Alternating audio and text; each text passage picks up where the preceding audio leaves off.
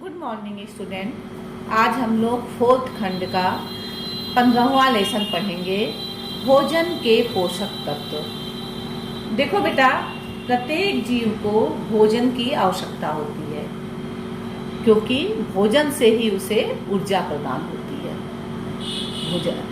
भोजन तो सभी व्यक्ति करते हैं, पेट भरने के लिए सभी व्यक्ति भोजन करते हैं, लेकिन वही भोजन संतुलित आहार कहलाता है जिसमें सभी पोषक तत्व निहित होते हैं। अब हम ये जान लें कि पोषक तत्व क्या है।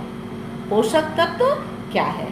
तो देखो बेटा, पोषक तत्व वही भोज्य पदार्थ कहलाता है जो हमारे शरीर की वृद्धि विकास करता है। समझ में आया? जो भोज्य पदार्थ हमारे शरीर के वृद्धि और विकास करते हैं, हमारे शरीर के जरूरतों को पूरा करते हैं, वही तत्व पोषक तत्व कहलाते हैं। पोषक तत्व कई होते हैं, जैसे कार्बोहाइड्रेट, प्रोटीन, वसा, खनिज, विटामिन। ये सभी क्या होते हैं? पोषक तत्व कहलाते हैं। ये सभी पोषक तत्व कहलाते हैं। अब हम ये पढ़ेंगे कि प्रोटीन क्या है। अब हम एक एक पोषक तत्व के बारे में पढ़ेंगे कि प्रोटीन क्या है, कार्बोहाइड्रेट क्या है, वसा क्या है, सबके स्रोत क्या है, कैसे हमें ये प्राप्त होता है, इनके कार्य क्या है, इनकी अधिकता से हमारे शरीर में क्या प्रभाव पड़ता है, इसके कमी से हमारे शरीर में क्या प्रभाव पड़ता है। तो देखो बेटा, सबसे पहले हम पढ़ेंगे प्रोटीन। सबसे पहले हम क्या पढ़ेंगे? प्रोटीन। कि प्रोटीन क्या है। देखो, प्रोटीन हमारे भोजन का सबसे महत्वपूर्ण पोषक तत्व कहलाता है। प्रोटीन हमारे भोज्य पदार्थ का सबसे महत्वपूर्ण पोषक तत्व कहलाता है। ये किसके द्वारा प्राप्त करता है? इसकी प्राप्ति हम कैसे करते हैं? तो सबसे पहले देखिए, हम दो चीजों से प्रोटीन प्राप्त करते हैं, एक पशुओं द्वारा और दूसरा वनस्पति द्वारा। प्रोटीन की प्राप्ति हमें पशुओं द्वारा भी होती है और वनस्पति द्वारा भी होती है। पशुओं द्वारा कैसे होती है? देखो, पशु प्रदत्त प्रोटीन कौन होते हैं? जो हमें पशुओं द्वारा प्राप्त होता है वह होता है दूध, दही, पनीर, अंडा, मांस, मछली आदि। इन सबों में क्या होता है? प्रोटीन पाया जाता है। इसको हम कहेंगे पशु प्रदत्त प्रोटीन, जो हमें पशुओं से प्राप्त होते हैं। दूसरा होता है वनस्पति प्रदत्त प्रोटीन, ये हमें वनस्पतियों से प्राप्त होता है। अब इसमें क्या क्या आता है? गेहूं, जौ, चना, चावल, अरहर, मटर, सेम इत्यादि, सोयाबीन, दाल। सबसे अधिक प्रोटीन सोयाबीन में पाया जाता है, दाल में पाया जाता है। तो वनस्पतियों से हम इस प्रकार से प्रोटीन प्राप्त करते हैं। ठीक है।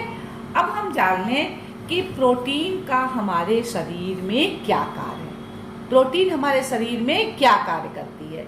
तो देखो, प्रोटीन हमारे शरीर में निम्न काम करती है। शारीरिक वृद्धि और मानसिक विकास करती है। दूसरा, विभिन्न पोषक रसों का निर्माण जो है वह प्रोटीन तत्वों द्वारा होता है।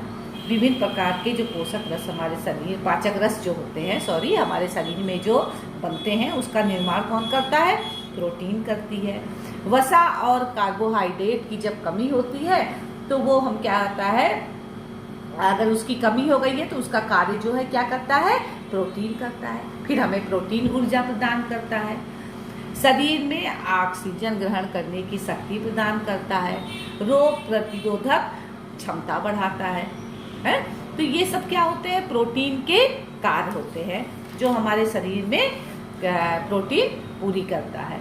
अब प्रोटीन की कमी से क्या होता है? प्रोटीन की कमी से हमारे शरीर पे क्या प्रभाव पड़ता है? तो देखो बेटा, प्रोटीन की कमी से क्या होता है?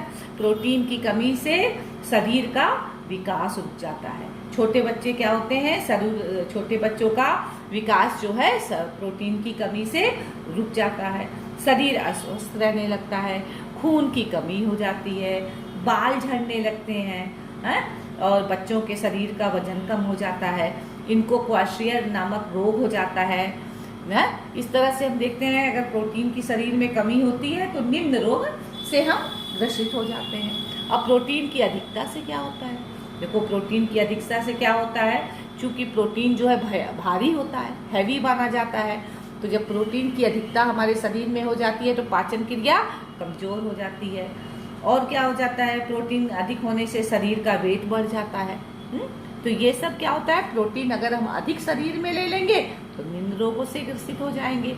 तो इस तरह से हम देखते हैं कि प्रोटीन हमारे शरीर के लिए बहुत ही आवश्यक है। बच्चों के विकास वृद्धि के लिए प्रोटीन का महत्वपूर्ण जरूरत होती है।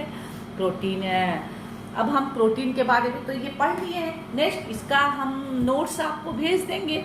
तो प्रोटीन का जैसे आप सब लिख लीजिएगा, प्रोटीन के बारे में सारी चीज़ें दे देंगे, वो आप लिख लीजिएगा। प्रोटीन के स्रोत, प्रोटीन के कार्य, प्रोटीन की क्या कहलाता है अधिकता से हमारे शरीर पे प्रभाव और कमी से हमारे शरीर पे प्रभाव, ये सब लिख लीजिएगा। और उसके बाद से कल हम जो है कल के वीडियो में कार्बोहाइड्रेट पढ़ाएंगे। बाय।